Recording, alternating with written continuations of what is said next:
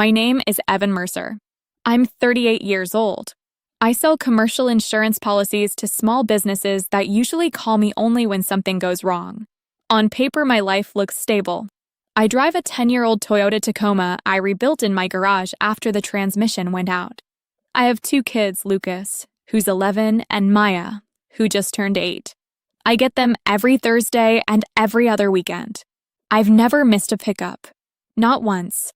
Most people who know me would say I'm dependable. My credit score is the kind banks send postcards about. My apartment is small but quiet. My bills are paid on time. But there's another version of me most people never notice. That version spent almost 20 years learning one simple rule. The easiest way to survive your family is to stay useful. Be the problem solver. Be the responsible one. Be the person who quietly fixes things. Never be the inconvenience. For a long time, I believed that was the same thing as love. It took one dinner, one quiet moment at a restaurant table, for me to realize the difference. And 2 weeks later, my father would be standing outside my apartment door at midnight, staring straight into my security camera like he was looking for me inside it. But that part comes later. The night everything shifted started in a place called La Vienne, a small French restaurant downtown with linen napkins and soft yellow lighting that made every table look important. It was my father's 63rd birthday. My mother had planned the whole thing. She called the night before with a voice she always used when she had already decided something for me. "Evan, sweetheart," she said. "Your father just wants everyone together. Nothing complicated. Just a simple dinner." I knew what that meant. Simple rarely stayed simple with my family. Still, I said yes. I always did. I grew up the older brother. My sister Caroline is 3 years younger than me and built very differently from me as a person. She has a way of moving through rooms like the world is already arranged for her comfort. Confident, relaxed, never worried about consequences. She married a man named Brad, who laughs easily and seems permanently surprised whenever a bill arrives. My parents, Martin and Elaine Mercer, raised us in a house where love mostly looked like obligation. Dad was loud, charming, and confident in the way men sometimes are when accountability has never really interrupted their lives. Mom handled problems differently. She kept the peace by redirecting blame. If Caroline forgot something, someone else had distracted her. If something broke, the equipment was old. If I struggled, I simply needed to try harder. So I tried harder. At 16, I drove Caroline home from a party she wasn't supposed to be at. At 20, I wired my dad $300 after his debit card stopped working during a fishing trip. At 25, I spent a week negotiating new homeowners insurance for my parents after their garage flooded. Dad said, "You understand that paperwork stuff. It's your language." At 30, I co-signed a credit card I still occasionally see statements for. At 33, my mother called one Wednesday night, crying softly, saying the property taxes were overdue. I paid them. Caroline's requests were smaller at first. $100 here, $200 there. Daycare is holding his spot. The mechanic won't release the car. They need first and last month's rent. Little numbers that stacked quietly over time. One night, I opened my payment history and realized I had sent more than $6,000 across 3 years through bank transfers, cash apps, and envelopes slipped into birthday cards. My ex-wife used to watch this happen from across the kitchen table. Her name is Rachel. One night, she said something that stayed with me. "You treat your family like clients you're afraid to lose." She didn't say it angrily, just quietly, like an observation. We divorced 2 years later. No explosion, no betrayal, just erosion. Me constantly available to everyone except the person sitting across from me. The divorce stayed civil. We share custody and coordinate school schedules like 2 adults trying to raise decent kids. But my parents had their own interpretation. My father said I hadn't worked hard enough to keep a marriage together. 30 seconds later, he told me he was proud of how responsibly I supported my children financially. Both sentences came out of his mouth without pause. Caroline texted me the week the divorce papers finalized. "Rachel always wanted more than you could give." Then, on the next line, "Hey, could you send $160? Brad forgot to renew the car registration." I sent it. I'm not even sure why. Maybe habit. Maybe fear disguised as loyalty. The day of my father's birthday dinner, Rachel texted me that afternoon. Is that the place with the $30 salads? Yep, I wrote. Packing snacks for the kids, she replied. Smart. Then she sent another message. Practice boundaries tonight. I stared at that one for a long time. Then I put the phone face down. La Vienne smelled like butter and garlic and fresh bread. The kind of smell that makes people linger at tables longer than they planned. We were seated at a round corner booth. Rachel sat beside Maya, helping her read the menu. Lucas sat next to me, quietly studying the water glass like he always does when he's trying to understand a room. Across from us were my parents. Next to them sat Caroline and Brad. Before the menus were even open, my father lifted his hand to the waiter. Let's get a bottle of the Bordeaux, he said. We're celebrating. Then he waved casually toward the table. Everyone order whatever you want. I've spent 15 years calculating numbers automatically. Restaurant prices, service charges, tips. While everyone else talked, I glanced down the right side of the menu and quietly did the math. Rachel leaned closer and whispered, You're doing the calculator thing again. I nodded slightly. Old habits. Maya pointed at a picture on the menu. Can I have the twisty pasta? Fusilli, I said. I checked the price. Yeah, that's fine. Then Caroline lifted her hand toward the waiter with the confidence of someone who never reads the price column. We'll do 2 truffle pastas, she said. Extra mushrooms. And could we get the hazelnut chocolate tort box to go? She tapped her nails on the table while she spoke. The phone case she was using was one I had bought her last Christmas after hers cracked. When the food finally arrived, the waiter placed 2 small white boxes beside Caroline and Brad, each tied neatly with a thin gold ribbon. Maya leaned closer to me and whispered quietly, Are those desserts? Before I could answer, Caroline spoke casually. Oh, those? They're for the boys at home. She meant her kids. They weren't at the dinner. They're picky about restaurants, she added. Lucas lowered his eyes to his glass. He's old enough to understand tone now. Old enough to recognize when something doesn't feel fair. And then my father did something small. Something quick. He grabbed 2 folded cloth napkins from the bread basket and tossed them across the table. They slid to a stop near my kids. You 2 can eat when you get home, he said with a grin. No need to waste money on overpriced pasta. Brad laughed. Next time feed them before you come. I didn't answer. I just watched Maya look at the napkin near her hand. Then she looked at me, and something inside my chest, something that had been bending quietly for almost 20 years, finally stopped moving. Then the waiter returned to the table. Can I get anything else for you tonight? I slowly pushed my chair back and stood up. The room went quiet in that slow way people notice when a conversation is about to turn into something else. I looked at the waiter and spoke calmly. Could we get separate checks by household? Then I waited. For a second, nobody moved. The soft restaurant music was still playing. Glasses clinked somewhere near the bar. A waiter passed behind me carrying a tray that smelled like rosemary and seared fish. At our table, though, everything had gone still. My father looked up first, smiling like I had made a joke that needed a second to land. Sit down, Evan, he said. We'll sort it out. His tone was light, dismissive. The same tone he used when I was a kid and tried to point out something unfair. I stayed standing. No, I said. We can sort it out now. The waiter didn't blink. He had probably seen every version of family tension a restaurant could hold. Of course, he said. I can separate everything. My mother gave me that tight, warning smile she used when she wanted me to stop without forcing her to say it directly. Evan, she said quietly, don't make this into a whole thing on your father's birthday. I looked at her. I'm not making it into anything, I said. I'm deciding what I'm paying for. Caroline let out a small laugh through her nose, like I was being dramatic over something beneath discussion. Brad leaned back in the booth and folded his arms. Come on, man, he said. Don't be that guy. Rachel still hadn't said anything. She just rested one hand over Maya's and kept her eyes on me. Steady. Calm. Not pushing. Not rescuing. Just there. That mattered more than I can explain. The waiter gathered a few menus and nodded once. I'll be right back, he said. Then he left us sitting in the warm yellow light with all the polite noise of the restaurant continuing around us like nothing unusual had happened. My father took a sip of wine. "You always do this," he said. I almost asked him what he meant, but I already knew.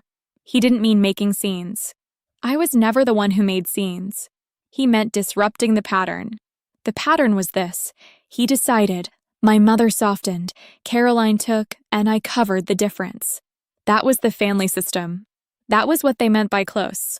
Lucas sat very still beside me.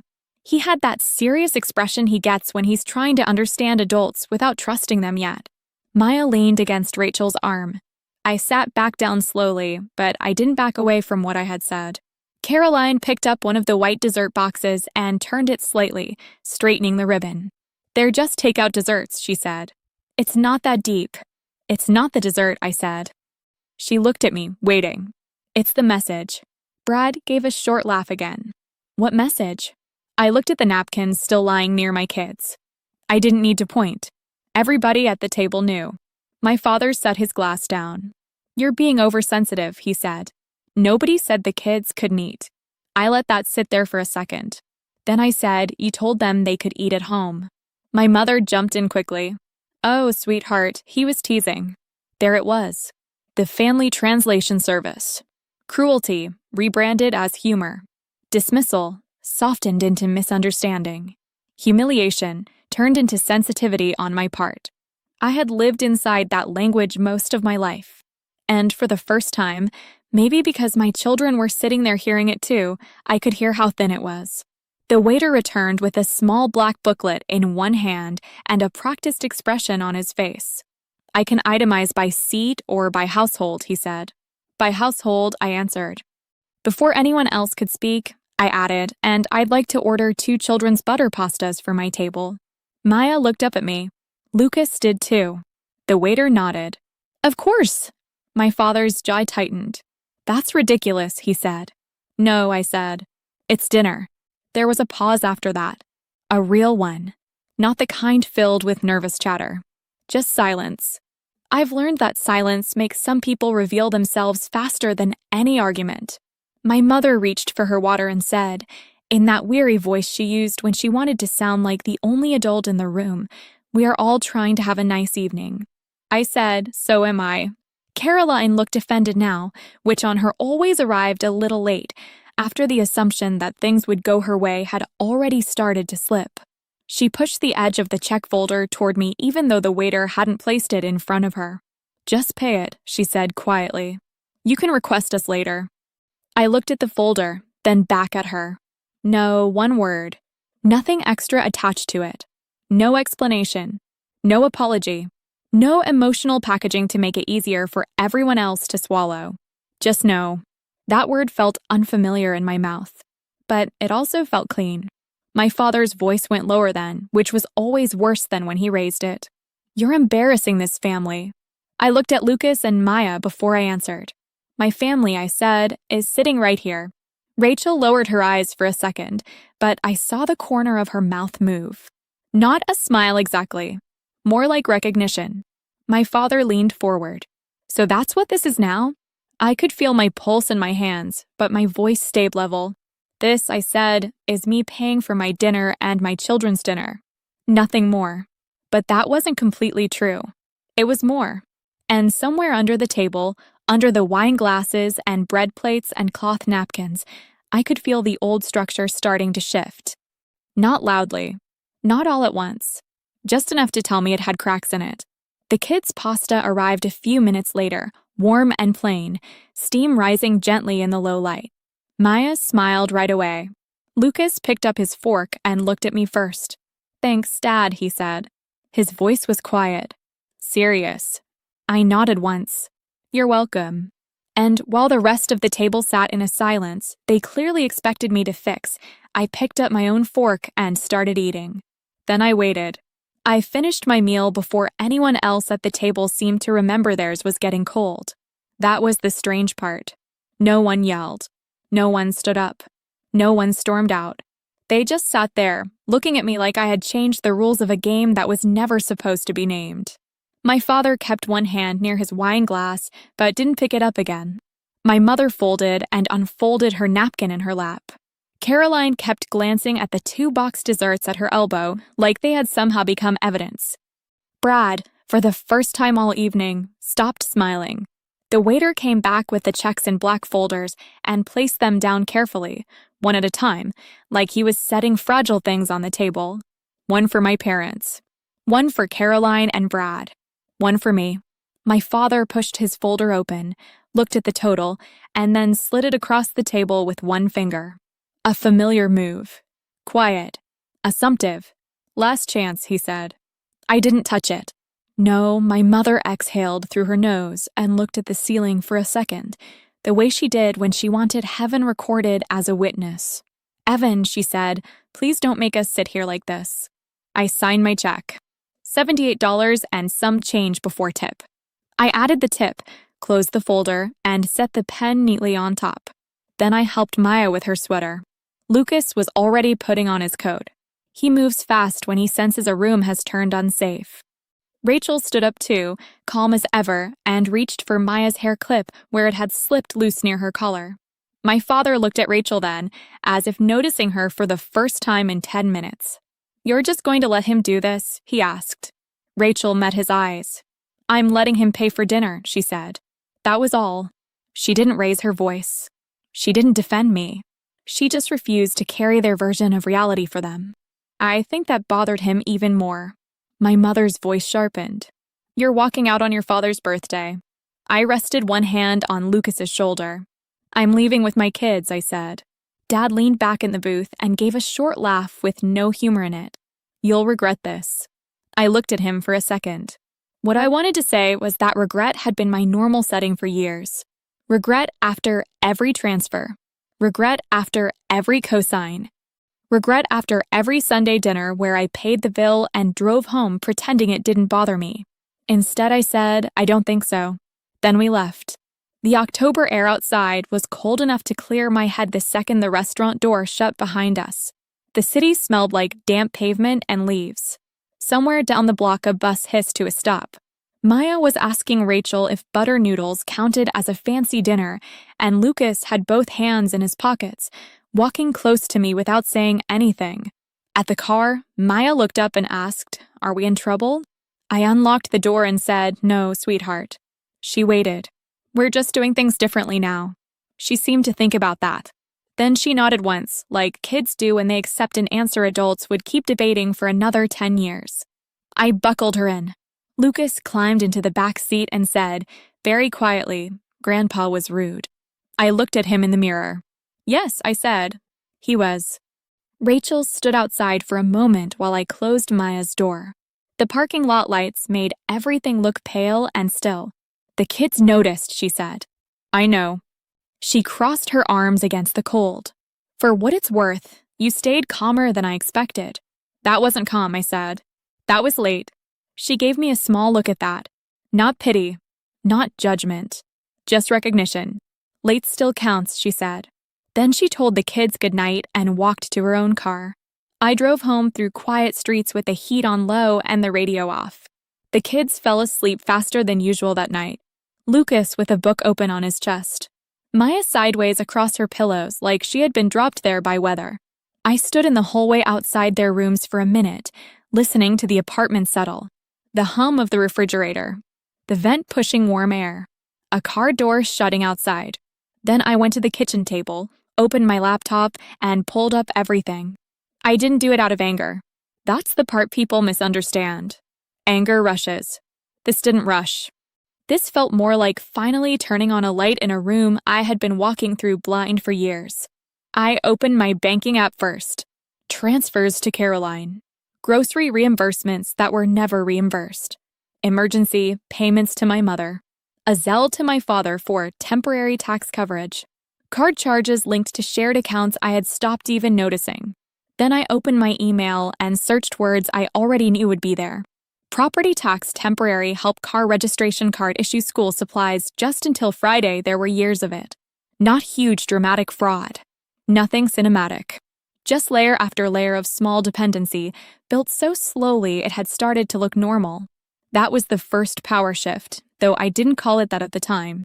I just sat there in my kitchen at 11:42 p.m. with the overhead light on and a legal pad beside my laptop, and I started writing things down. Not feelings. Facts. Date. Amount. Account. Reason given. Whether it was repaid. Most of it wasn't repaid. Some of it had never even been acknowledged. At the top of the page, I wrote one sentence: what is still attached to me? Then I made a list. Costco secondary card. 3 streaming services, 1 shared roadside assistance account, a family cell plan add-on I was still covering, an old emergency savings account my father had insisted we keep for family stability, my name on Caroline's towing backup contact, my card stored in at least 4 places it did not belong anymore. I looked at that page for a long time. For years I had told myself I was generous, easygoing, understanding, but that wasn't the full truth.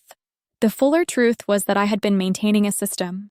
And systems, once you actually map them, become much harder to deny. At 12:06 a.m., my phone lit up face down on the table. Then again. The family group chat. I didn't pick it up right away. I just watched the light pulse against the wood grain. Then I turned the phone over and opened the thread.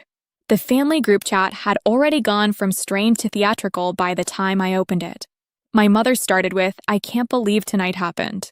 Then my father, "You humiliated me in public." Then Caroline, right on cue, "The kids were fine. You made it weird." A few minutes later, Brad added a thumbs down reaction to one of my father's messages, which somehow felt more irritating than if he had written a paragraph. I read everything once. Then I put the phone face down. That used to be the moment when I would start smoothing things over. A careful reply. A compromise. Some version of "I'm sorry, everybody got upset." Instead, I made coffee, even though it was close to midnight and I knew I probably shouldn't. I wanted to stay clear. That night, for the first time in a long time, I stopped treating my family like an emotional emergency and started treating the situation like an administrative one. I took out the legal pad again and wrote 3 lines. Step 1, identify every financial attachment. Step 2, remove access without argument. Step 3, respond only to facts, not pressure. I looked at that list for a second. Then I started. The Costco card was easy. I logged in, removed the secondary user, and requested a replacement for my own card number. The streaming accounts took longer. Hulu, Disney Plus, Spotify Family Plan, all still billing to me. I changed passwords, signed out all devices, updated recovery methods, and wrote down the exact time each change was made. 12:19 a.m., 12:27 a.m., 12:34 a.m. Then roadside assistance. I removed my payment method and requested confirmation by email. The cell plan add-on needed a call center, so I made a note to handle that in the morning. The emergency savings account took more time. I logged in expecting to see a small cushion. Maybe a few $100s. Enough to justify all the years my father had described it as good planning. There were $43 in it. I stared at the screen. Then I opened the transaction history. Withdrawals. Cash. Repeated over time. No discussion. No notification. Just pieces removed until almost nothing remained. That account had my name on it, which meant he hadn't even hidden it. He had simply assumed I would never look closely. I printed the transaction history to PDF and saved it in a folder on my desktop. Family accounts. The name was dry on purpose. I wasn't building a case against them. I was building clarity for myself. By the time I closed the laptop, it was nearly 1 a.m. My phone was still lighting up every few minutes. I didn't answer a single message. That was new too. Silence used to mean defeat in my family. Sulking. Passive aggression. Punishment. This silence was different.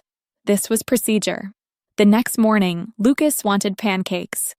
He always wants pancakes when something feels off. It's his way of asking for normal without having to say so.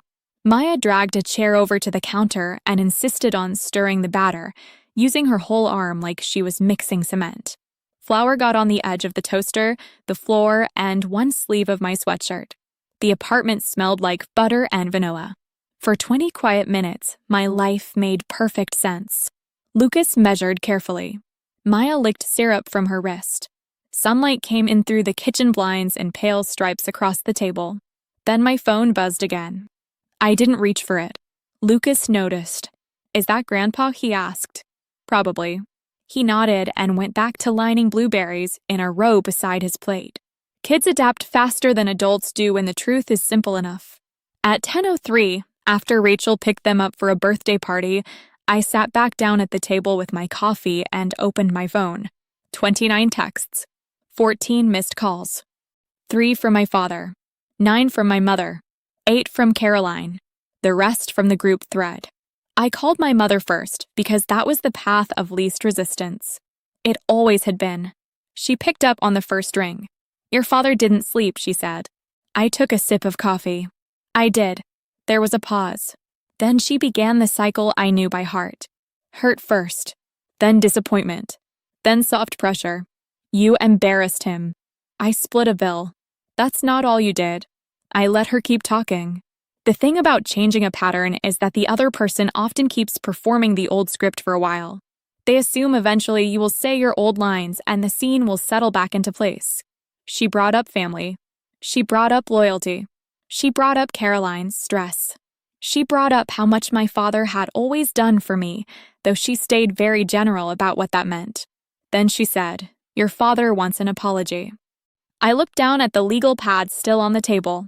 3 steps. Clean handwriting. No extra emotion.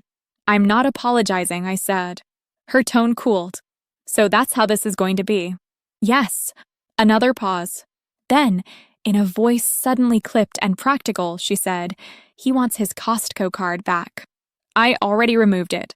Silence. That landed. "There's no need to be vindictive," she said. "I'm not being vindictive," I said.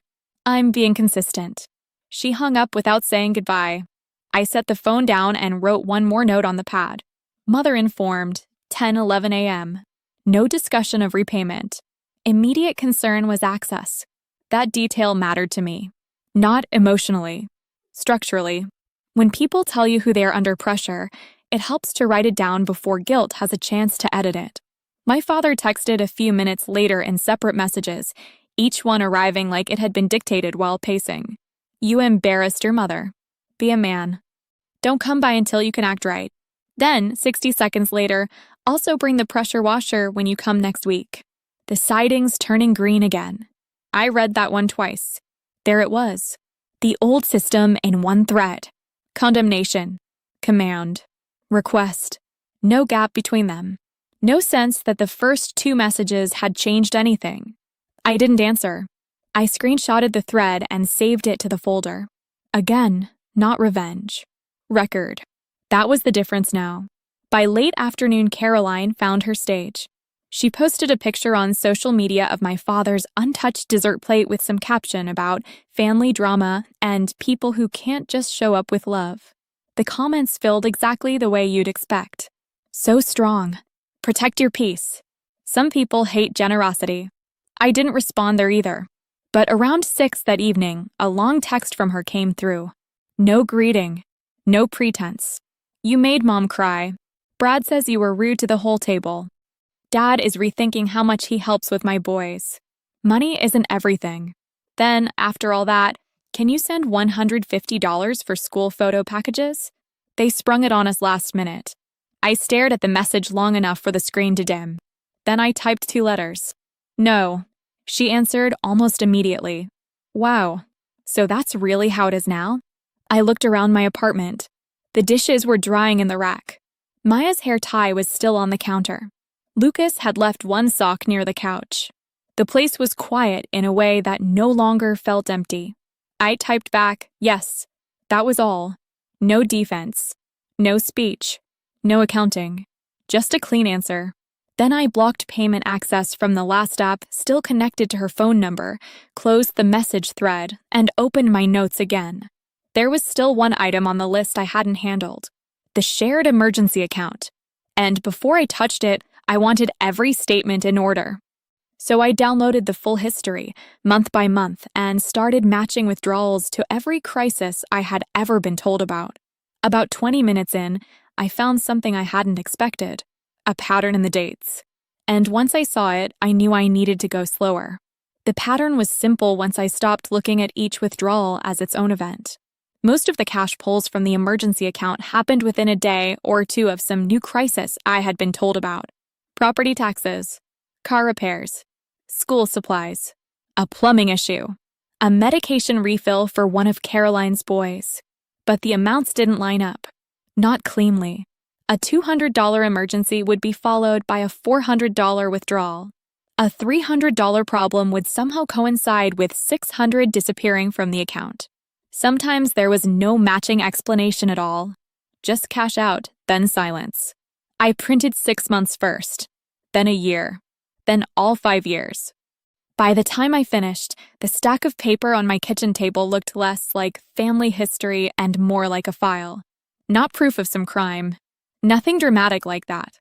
Just proof that the story I had been told for years, we all help each other, this is what family does, had only ever flowed one direction with any reliability. That Monday, I called the bank on my lunch break and asked what would be required to close the joint emergency account. They gave me the steps. Identity verification, balance confirmation, signature process, transfer instructions. I wrote everything down. Then I asked one more question. Can I remove my future liability if the other account holder keeps it open elsewhere? The representative explained the options in a calm, professional voice. That sentence mattered to me more than the rest. Future liability. That was the phrase I had been missing for most of my adult life. My family didn't just create emotional pressure. They created open-ended exposure. Financial, logistical, practical.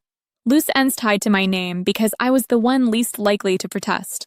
By Wednesday afternoon, I had a folder on my desktop, a paper file in a manila envelope, and a one-page summary with dates, account names, and action items.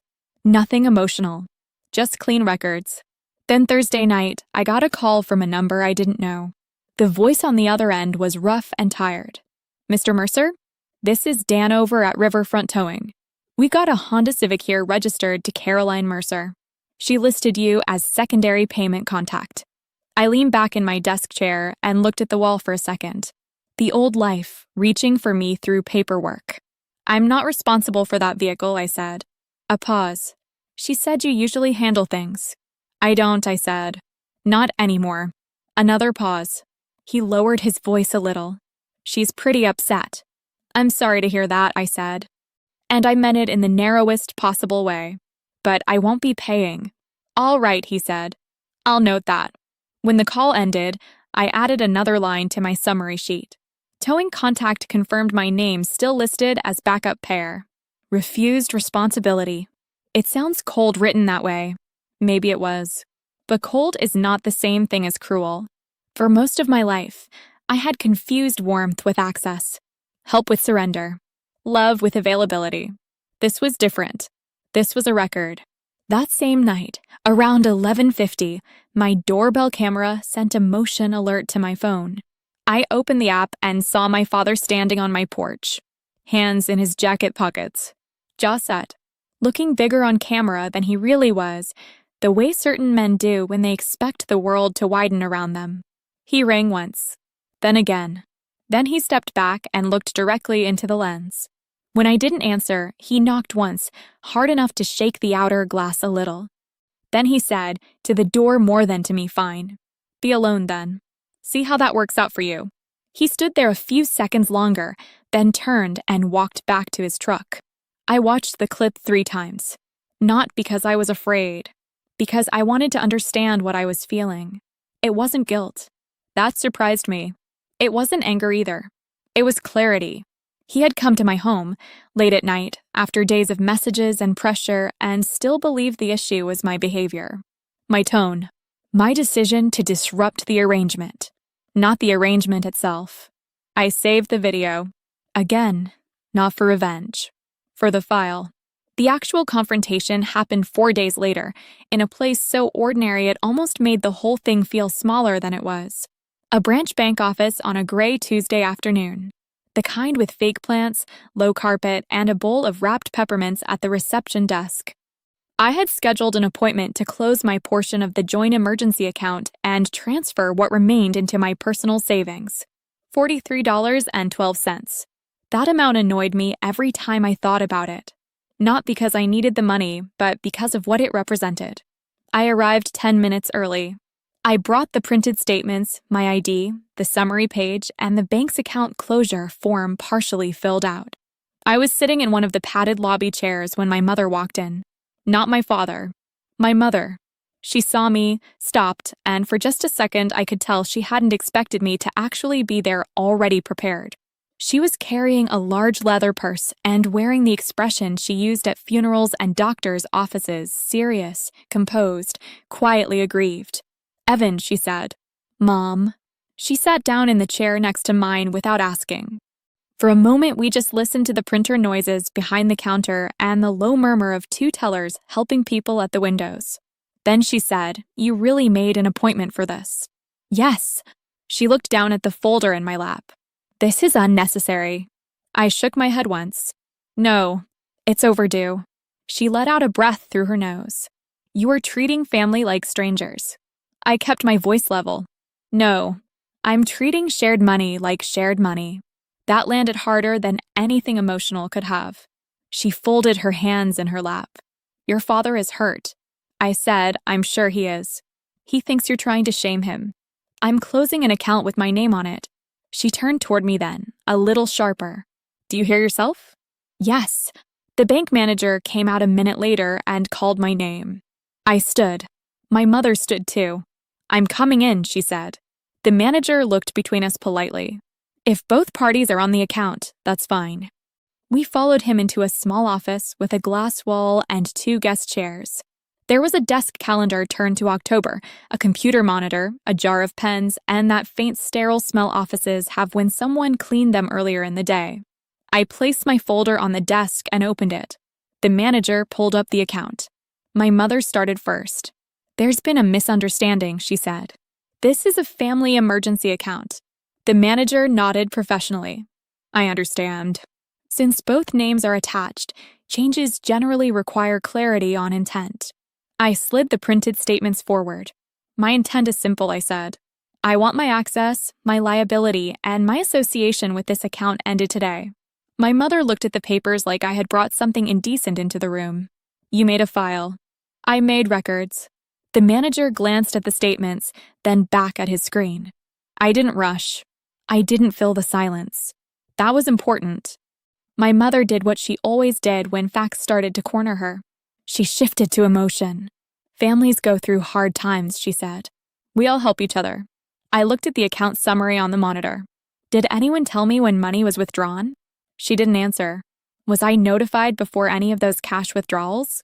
Still nothing. The manager stayed very still, which I appreciated. He understood his role. I turned one page in the stack and pointed to a line item. "Here, 600 withdrawn in cash." That same week, I was asked to cover property taxes separately. "Here, another 400. Same month, I sent money for a car repair. And here, stop," my mother said quietly. I did. Not because she asked. Because I had already made the point. The manager cleared his throat softly. "If you'd like," he said, "we can remove one party's access and note that future transactions are not authorized under both parties unless a new arrangement is created." "That's what I want," I said. My mother looked at me then with something flatter than anger. Disbelief, maybe. As if what offended her most was not the paperwork, or the bank, or even the money. It was that I had arrived with order. Not with feelings she could soften. Not with guilt she could redirect. Not with confusion she could manage. Just order. "You could have handled this privately," she said. I met her eyes. "I am." Then I signed the form. And the manager turned the paperwork toward her. My mother didn't touch the pen right away. She stared at the form like it had personally offended her. The office was quiet except for the low hum of the air vent and the muted tapping of keyboards out in the lobby. Somewhere beyond the glass wall, someone laughed softly at a teller window, and the normalness of that sound made the whole moment feel even more exact. The manager waited. So did I. My mother finally looked at him instead of me. "What happens if I don't sign?" He answered in the same calm tone he had used since we sat down. "Your son can still file to remove his access and future responsibility." The account itself may remain open under revised ownership, depending on account structure and verification. But his name would no longer be attached going forward. There it was again. Going forward. That was the phrase I cared about now. Not the argument behind us. Not the story they preferred. Just the clean line moving ahead. My mother picked up the pen. "You're making this very formal," she said. I said it already was. She signed. Not gracefully. Not dramatically. Just with the irritated pressure of someone signing paperwork she fully intended to describe later as unnecessary. The manager collected the form, reviewed the identification one more time, and printed a confirmation sheet. I watched him stamp it, date it, and slide it across the desk. "Your association with the account ends today," he said. "You'll receive final confirmation by email as well." I nodded once. "Thank you." $43.12 moved into my savings account. That was it. 5 years of talk about shared stability. 5 years of being told we were a team. Reduced to a final transfer that wouldn't cover a decent tank of gas. The amount almost made me laugh. Instead, I placed the confirmation in my folder and stood up. My mother stayed seated a second longer. Then she said, without looking at me, "Your father is going to hear about this from me, not from a bank notice." That's fine. That answer seemed to bother her too. There was nothing for her to work with in it. When we stepped back into the lobby, she stopped near the fake plant by the front door and turned toward me. "You really think this is going to solve something?" I adjusted the folder under my arm. "No," I said. "I think it ends something." She stared at me for a moment. Then she gave a small, tired shake of her head. "I don't know who you are lately." I almost answered the old way. Explained. Softened. Tried to make the transition easier for her by making it harder on me. Instead, I said, "I think that's part of the problem." Then I left. Outside, the sky was low and gray, the kind of afternoon where everything looks flat and honest. I sat in my truck for a minute with the engine off, the folder on the passenger seat, and let the silence settle. No rush of triumph came. No big emotional release. Just relief. Practical, unglamorous relief. Like finally fixing a leak that had been staining the same ceiling for years. The confirmation email came through before I got home. I saved it to the desktop folder. Then I added one more item to the paper file. Joint emergency account closed to my liability. Final balance transferred. Confirmation received. That evening my father called twice and didn't leave a voicemail. Then he texted, "Your mother says you dragged her into a bank like some kind of criminal." I read it once. Then again. There were a dozen ways I could have answered. I could have pointed out that no one dragged her anywhere. I could have mentioned the withdrawals. I could have listed the dates, the amounts, the mismatched explanations. Instead, I wrote one sentence. "My name is no longer on the account." He replied almost immediately. "Unbelievable. A minute later, after everything I've done for you." I looked at that one for a while. That sentence had powered most of my adult life.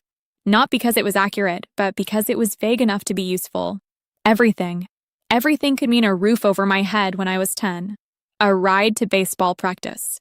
Advice I didn't ask for. One time he watched Lucas for 2 hours when I had a client emergency. The word had no boundaries, which made it easy to use as a bill with no total. I didn't answer. A few hours later, Caroline texted too. "Mom told me what you did. This is honestly disgusting. You're acting like we robbed you." Then, because patterns are stubborn, "Any chance you can still cover the school pictures? The deadline's tonight." I stared at the message until the screen dimmed. Then I deleted the thread. Not block. Not dramatic. Just delete. I knew her number. She knew mine. But I was done preserving every doorway out of habit. 3 days later, I got a voicemail from my grandmother. Nana June, 87. Clear voice. No wasted words. "Ethan," she always got one syllable of my name slightly wrong when she was amused. "Call me back. Your mother's upset, your father's offended, and your sister is apparently in a state." Which usually means you finally did something sensible. I called her from the kitchen while rinsing a plate. She picked up on the second ring. "You did the right thing," she said, without hello. I dried my hands with the dish towel and leaned against the counter. "How do you know what happened?" She made a small, dismissive sound, because all three of them contacted me in under 24 hours. In this family, that generally identifies the innocent party. I laughed.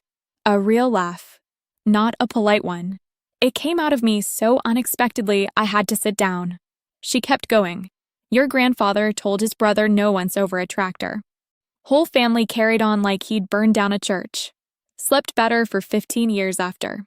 I could hear the television low in the background at her place. Some game show probably. The ordinary sound of it made her words settle even deeper. I'm not trying to punish anyone, I said. I know, she said. That's why it's working. We talked for 20 minutes. Mostly about small things. Her neighbor's dog. Maya's swimming lessons. Whether Lucas still liked astronomy.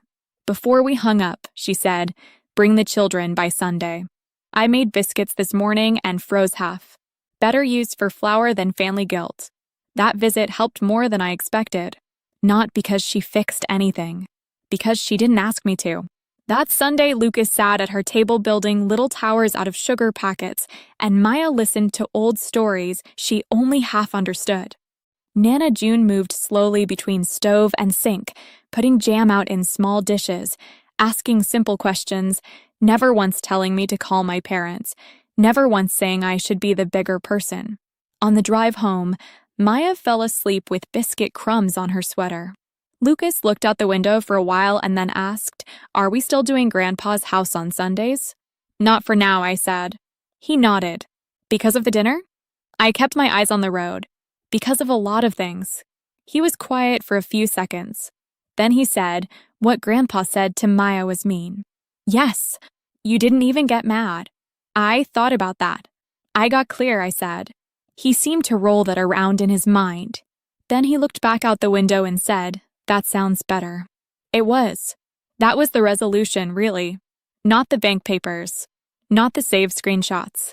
Not even the midnight porch video. Those things mattered because they confirmed reality. But the real ending was simpler. The story stopped repeating itself. And once it stopped, everything in my life got quieter enough for me to hear what had been true all along. My children had been watching. After that, I stopped waiting for a dramatic ending. No grand apology came. No family meeting. No sudden moment where everyone sat down and admitted what had been happening for years. Real life is usually quieter than that. My father kept his distance for a while, though every now and then a message would come through that sounded almost normal on the surface. A weather comment. A question about a tool I still had in my garage. Once, a photo of the old maple tree in their yard after a storm, like maybe we could return to discussing branches and skip the part where he had treated my children like an afterthought. I didn't take the bait. Not rudely. Not theatrically. I just stayed consistent. If a message required a practical answer, I gave one. Short. Clean. Nothing extra. If it was pressure dressed up as nostalgia, I let it sit. My mother shifted tactics too. Less accusation. More softness. She sent pictures of holiday centerpieces and recipes and little family updates that read like the previous months had been an unfortunate misunderstanding. I understood what that was. An invitation back into the old role without ever naming it. I didn't argue with her about it. I didn't explain myself again. I had already explained enough for one lifetime. Instead, I started building routines that had nothing to do with defending my decisions. Thursday dinners with the kids became predictable in a way I had never appreciated before. Buttered noodles sometimes. Pancakes more often than necessary. Maya liked helping me fold napkins now, which made me smile every single time. Lucas started setting the table without being asked, careful and quiet, lining things up evenly like order itself was a kindness. At night, after they were asleep, I cleaned the kitchen slowly. Plate, glass, pan, wiped the counters, checked the lock, set the coffee for morning. There was something steadying about small tasks done in the right order. The apartment began to feel different. Not larger, not newer, just mine. That mattered more than I expected. One Saturday morning, Maya taped a drawing to the fridge. It showed a table split in half by a thick blue line.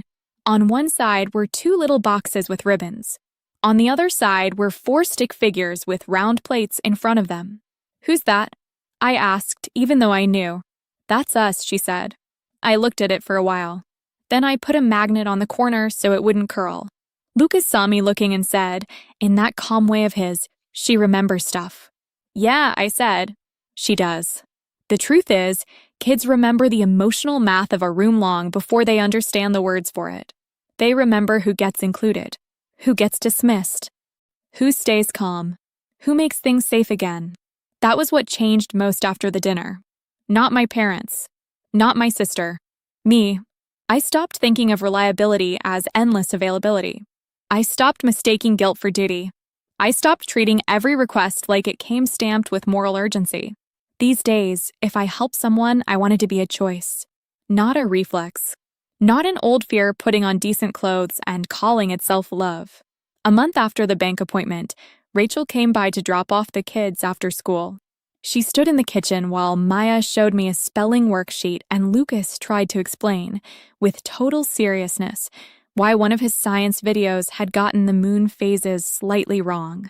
When the kids ran to wash their hands, Rachel looked around the apartment. It was nothing special. 2 backpacks by the wall, a grocery list on the counter, a dish towel drying over the oven handle, the usual noise of a life being lived honestly. It feels calmer in here, she said. I nodded. It is. Then she said something I've thought about a lot since. The kids feel it. That was enough for me. I didn't need to win anything. I just needed them to grow up knowing that love does not mean swallowing every insult, covering every bill, and calling it peace.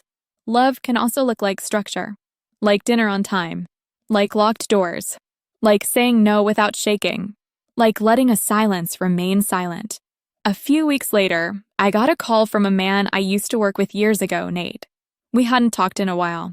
He said he was driving home from his mother's place and had pulled over because he was too angry to keep driving. He started telling me a story about his brother borrowing money again, about his mother saying, "You know how he is," about everyone expecting Nate to be reasonable because he always had been. I stood by the sink while he talked and watched the porch light reflected faintly in the dark window. When he finally stopped, he said, "I don't know why I called you." I did. Sometimes the people who have just started waking up can hear the change in someone who already has. So I gave him the only thing that had actually helped me. Not a speech. Not a strategy for revenge. Just this. Write down what's attached to you. Then decide what stays. He was quiet for a second. Then he said, "That's actually useful." We talked a little longer. Practical things. Accounts. Boundaries. What a clean answer sounds like. When we hung up, I rinsed out my coffee mug, turned off the kitchen light, and stood in the quiet for a moment. That's the part nobody really tells you. Peace is not dramatic. It's the sound of nothing urgent pulling at you. It's a locked door at night. It's your kids eating at the table without watching anyone's face first. It's knowing exactly what belongs to you and what doesn't. If this story stayed with you, I'd appreciate it if you liked the video and subscribed to the channel. And when you leave a comment, tell me what city you're watching from and what time it is where you are right now. I always like seeing where people are listening from. 2 more popular stories will be on your screen next, and I think you'll want to hear those too.